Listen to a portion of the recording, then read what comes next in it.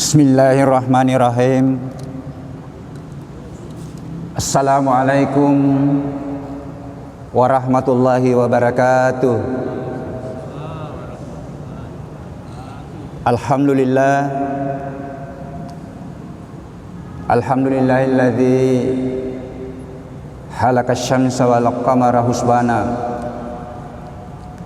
Alladzi halaqal insana min sulalatin min tin.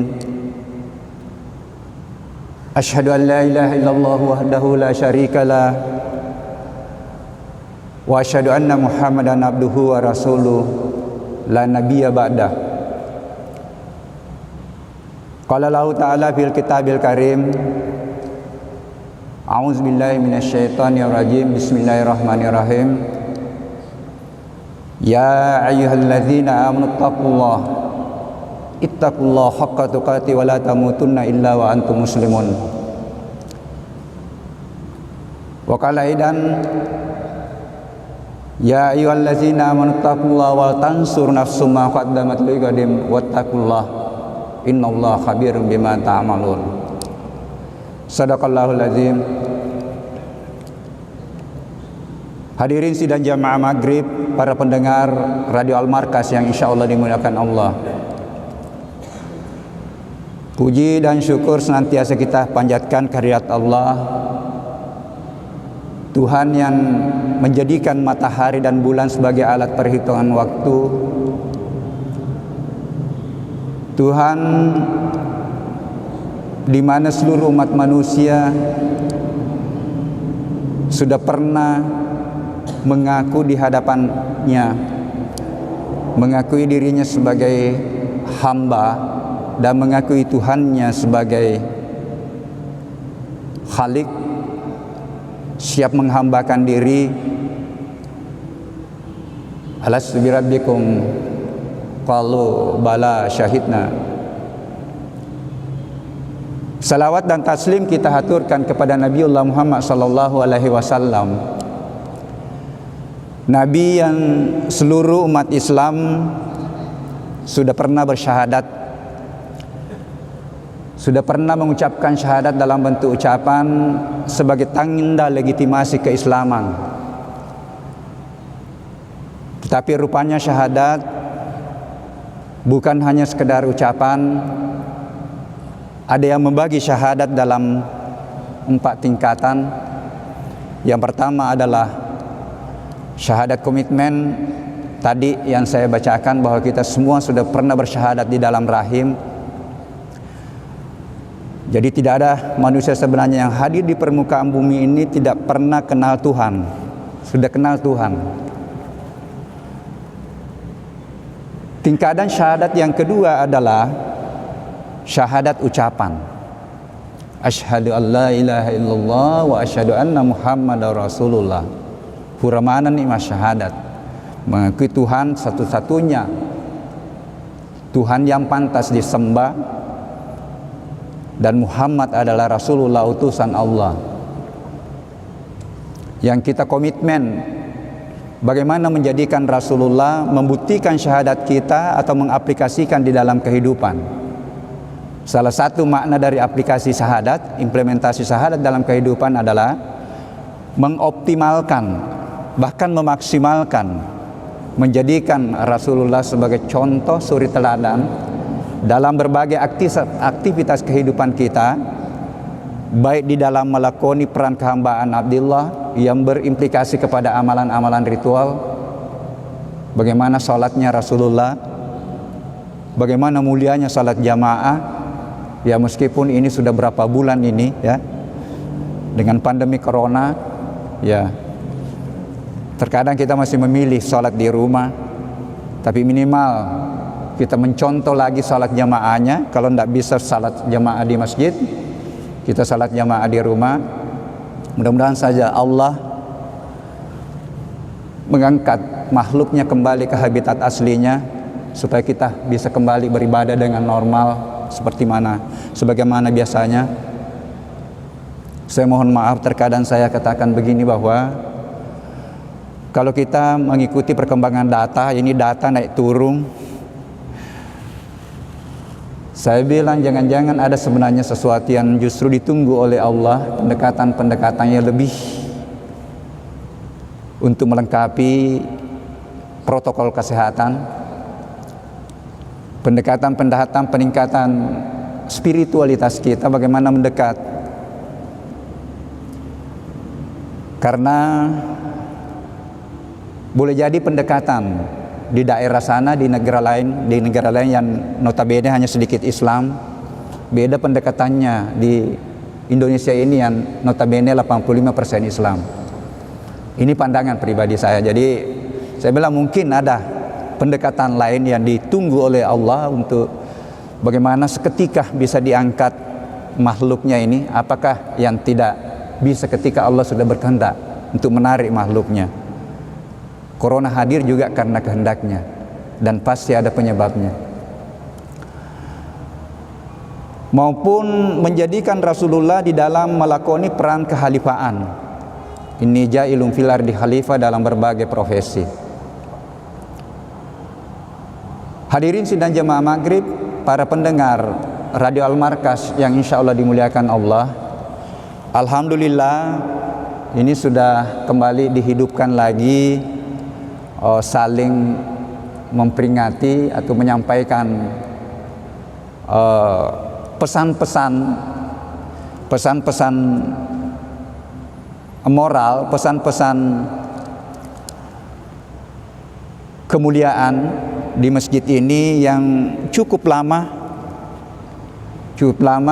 ada beberapa bulan tidak, untuk sementara tidak ada juga ceramah langsung, tapi saya kira tetap ada melalui radio.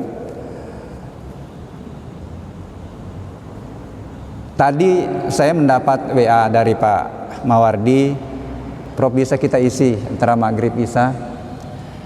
Saya jawab insya Allah. Hadirin sidang jemaah maghrib, para pendengar Radio Al-Markas yang insya Allah dimuliakan Allah.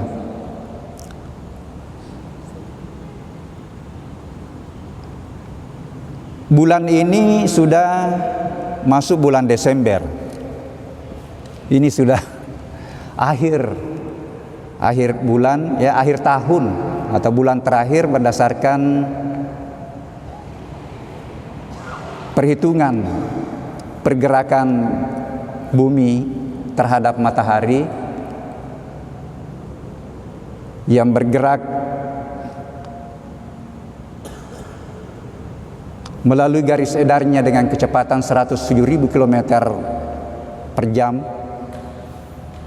yang insya Allah tinggal 24 hari lagi itu akan kembali pada posisi semula. Itulah yang disepakati lagi sebagai tahun baru.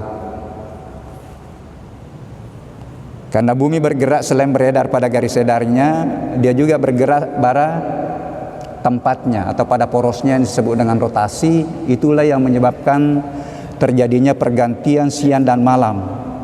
Subhanallah, Allahu Akbar. Kecepatan pergerakannya juga tetap 5 miliar tahun yang lalu hadirnya bumi ini tetap pergerakannya 1.700 km per jam. Karena kalau diperlambat oleh Allah itu tidak ada kehidupan lagi. Karena begitu Makassar berhadapan dengan matahari, seketika itu suhu bumi itu naik. Siapa semua yang ngatur ini? Kecepatannya tetap diperlambat saja, itu sudah tidak layak lagi bumi ini ditempati. Begitu pula kalau dia dipercepat. Nah, kalau tidak salah bertepatan dengan sudah 20 nyompo kapan? Kalau tidak salah 20 Rabiul Akhir, ya 20 kalau tidak salah sudah 20 ya. Nah, setiap pergerakan waktu, apalagi akhir tahun, itu biasanya apa yang perlu dilakukan adalah mengevaluasi diri atau bermuhasabah.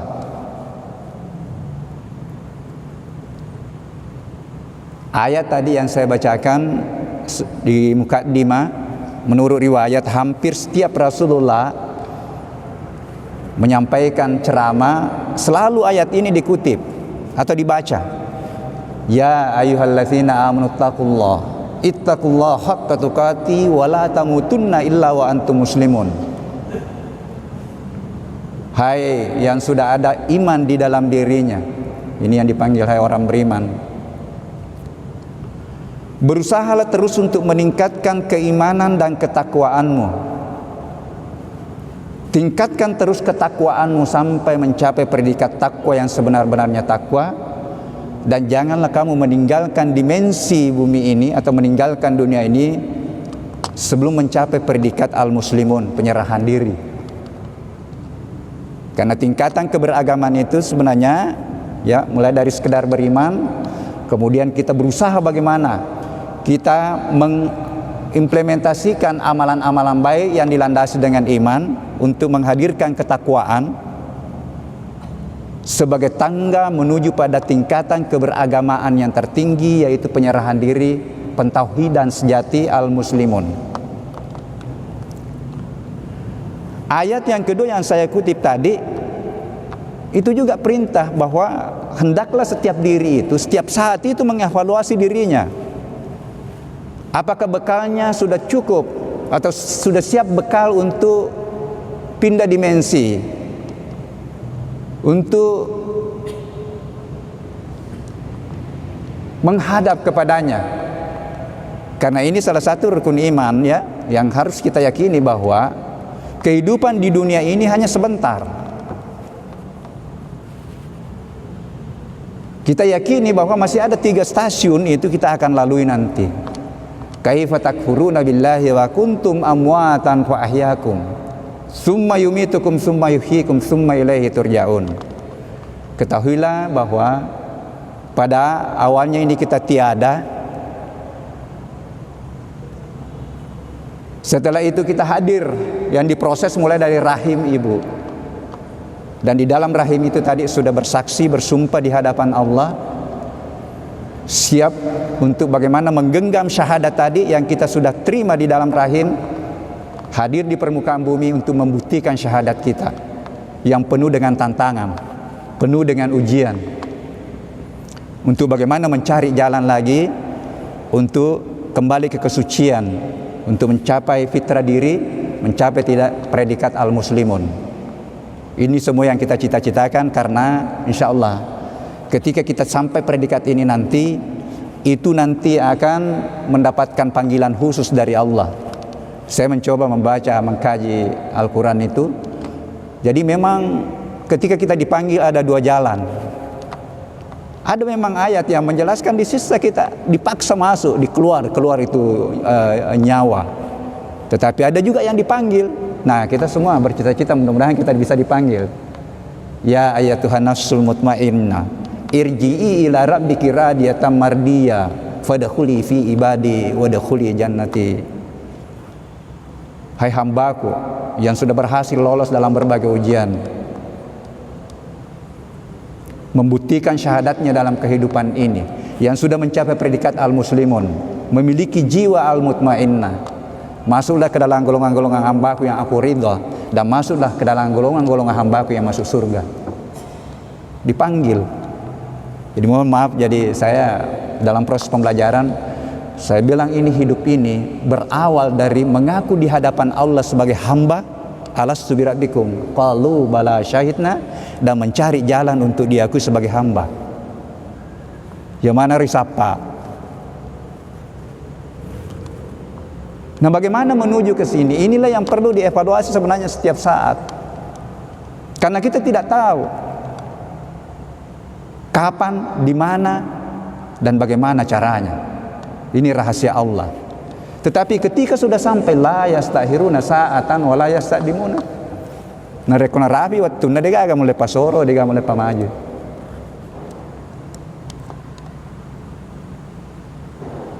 Kita bisa saksikan di media, terkadang orang sementara pidato, orang sementara ini. Kalau sudah sampai saatnya, tidak ada yang bisa memajukan, tidak ada yang bisa mengundurkan. Nah, sehingga setiap saat kita harus mengoreksi diri untuk mempersiapkan diri. Saya kembali bahwa ini akhir tahun. Biasanya akhir tahun tutup buku. Untuk mencoba bagaimana menghitung-hitung ya, mengevaluasi diri kita. Nah, apa yang perlu dievaluasi tidak terlepas dari dua sebenarnya peran.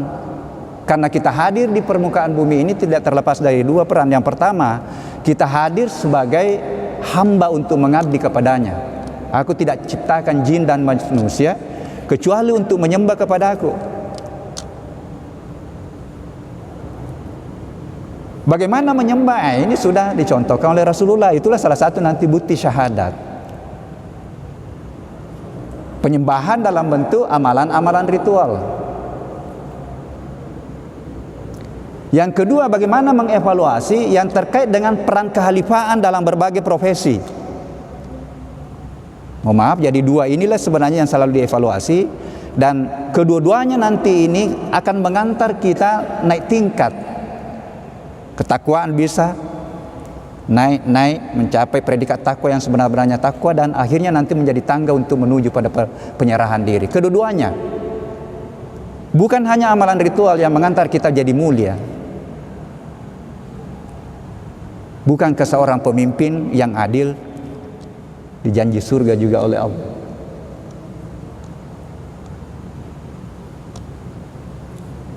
Hadirin sidang jemaah maghrib, para pendengar radio Al-Markas yang insya Allah dimuliakan Allah. Yang pertama yang terkait dengan peran kehambaan, yang terkait dengan ibadah-ibadah ritual, ya mungkin ini sudah banyak dikaji oleh para ustaz, sudah banyak dikaji fikihnya, sudah banyak dikaji bagaimana rahasia-rahasia untuk bagaimana kita mengoptimalkan pelaksanaan ibadah ritual kita. Yang pertama yang terkait ibadah ritual yang paling utama adalah sholat.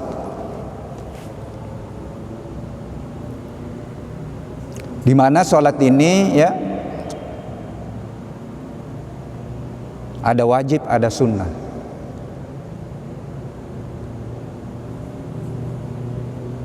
Wajibnya ada 17 rakaat. Tapi kalau kita sudah umur segini, umur 50 tahun, dia bilang ada hidayat. Kalau masih 17 rakaat salatnya, apa bedanya anak kecil tadi itu yang ikut jemaah?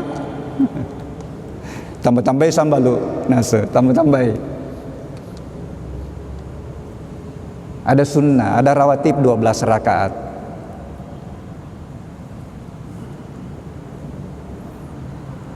Ada sunnah yang sangat mulia, salat tahajud.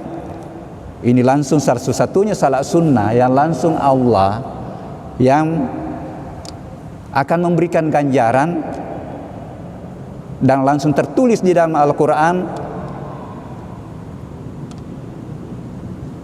Surah ke-17, 79, Al-Isra 79, 78 itu perintah salat wajib. Kemudian Allah menyampaikan di ayat ke-79, faminal laili fatahajjat bihi nafilatan laka asaan abu asaka rabbuka makaman mahmuda. Bangunlah di sebagian malam untuk melengkapi atau menambah salat wajibmu. Niscaya Allah akan memberikan posisi kemuliaan maqam mahmuda. Lanjutkan dengan doanya di ayat ke-80. Rabbi adkhilni mudkhala sidqin wa harjni mukharraja sidqin waj'alni min ladunka sultana. Menurut Adi Hidayat ini, nareko rutin kita lakukan memungkinkan berpeluang kita mendapatkan 4 kemuliaan.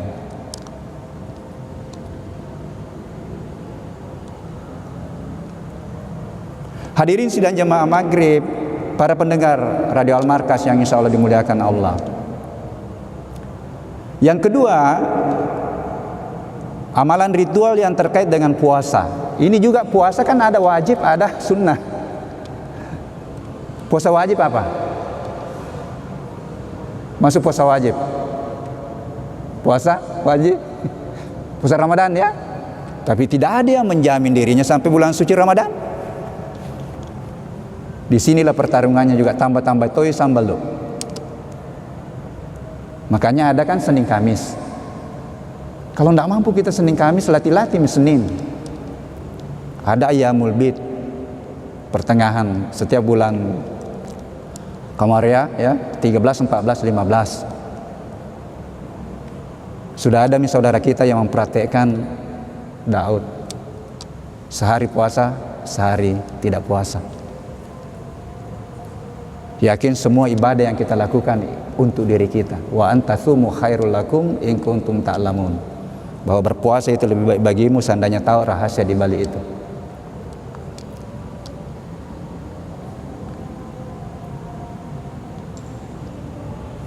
Yang ketiga, amalan ritual yang terkait dengan sedekah. Apalagi pada kondisi ini ya, sedekah. Sedekah itu ada wajib, itu zakat, dan ada sunnah, itu infak.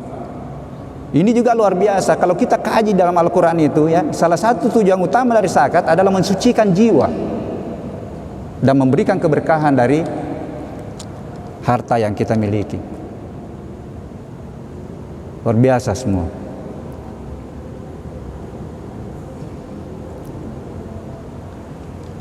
Kemudian yang perlu dievaluasi juga adalah bagaimana interaksi kita dengan Allah melalui bagaimana mengkaji Al-Quran. Al-Quran itu adalah firman.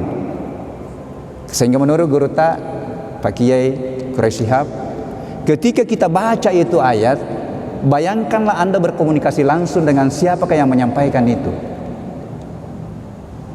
Saya mohon maaf, ini pengalaman saya baca artinya karena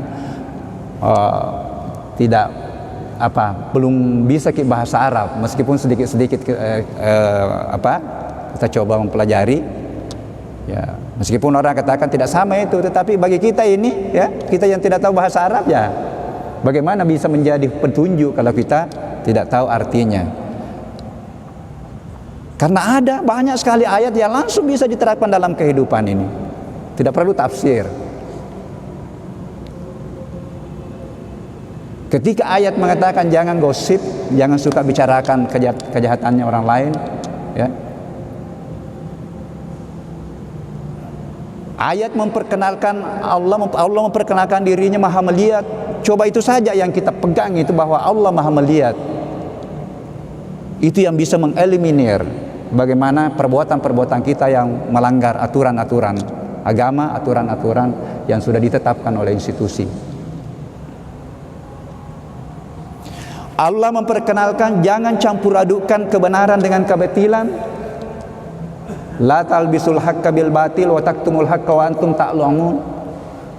Jangan campur adukkan antara anu tongangnya si anu saleh. Sudah kita tahu bahwa ini yang benar, ini yang salah, kita pilih yang salah. Tetapi disitulah ujian kehidupan. Apalagi menjelang pemilu ini. Itu tantangan, itu luar biasa. Kalau perlu bangun ke salat untuk menentukan pilihan. Karena biasa kita tidak tahu sebenarnya siapa sebenarnya yang pantas menjadi pemimpin. Kita memohon kepada Allah yang hadir, yang memiliki komitmen kepemimpinan demi bangsa, demi Kota Madia, demi kabupaten. Karena ini pemilihan bupati nanti.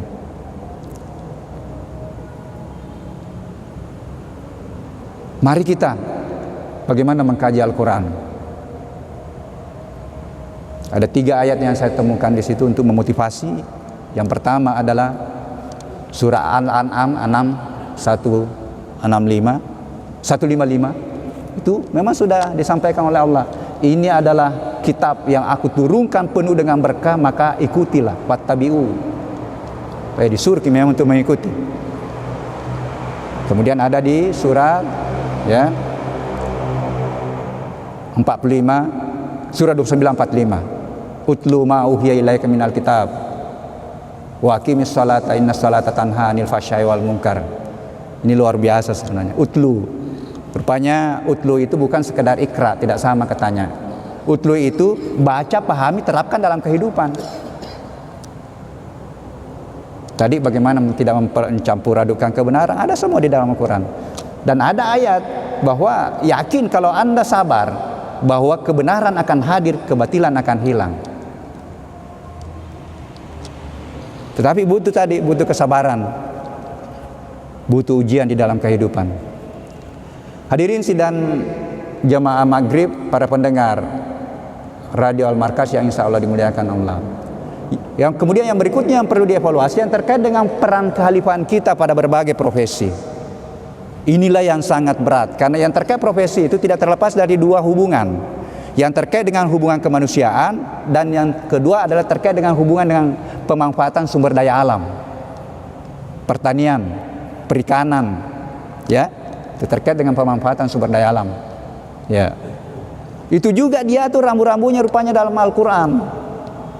Jangan berbuat kerusakan, karena aku tidak suka hambaku yang berbuat kerusakan. Kulu washrabu min rizqillah wa la ta'saw fil ardi mufsidin. Makan dan minum rezekiku, tetapi janganlah kamu mencari rezeki dengan berbuat kerusakan. Nah, ini enggak terjadi juga kerusakan alam, kerusakan lingkungan. Akhirnya cuaca atau iklim ini tidak bisa lagi diprediksi sekarang. Tapi alhamdulillah kayaknya mulai normal ini. Karena kalau normal memang di selatan itu, ya, itu puncak musim hujan itu Januari. Ya, ini sudah mulai ini kan. Mudah-mudahan ini akan kembali normal. Yang terkait dengan hubungan kemanusiaan di sinilah berat sekali. Kita menjadi pemimpin dalam suatu institusi, ya asalnya itu cocok, kita mau menegakkan kebenaran, tidak mudah menegakkan kebenaran. Saya biasa katakan begini, Rasulullah sudah mencontohkan ya 4 kriteria pemimpin, ya, yang mengantar dia bisa jadi hebat, pemimpin dunia, pemimpin abadi, dan tidak akan ada lagi pemimpin yang menyamai beliau. Kan hanya 4 kan? Dan yang paling pertama adalah kejujuran. Kedua, tanggung jawab. Saya kira sudah tahu semua orang itu bahwa jujur, tetapi bagaimana menjadi jujur? Bagaimana bisa bertanggung jawab? Tidak semua institusi sepakat dengan transparansi. Mohon maaf. Inilah tantangan kehidupan. Padahal peran kekhalifahan itu diberikan juga oleh Allah untuk dipertanggungjawabkan. Itu surah Al-An'am 165. Ayat terakhir itu. Bahwa aku berikan kamu kedudukan, aku berikan kamu posisi yang berbeda-beda, ada yang petani, ada yang pedagang, ya, ada yang pemerintah, ada rakyat. Liyabluwakum fima atakum, untuk menguji kamu siapa yang amanah di dalam tanggung jawabnya, siapa yang bertanggung jawab dalam pekerjaan yang diberikan.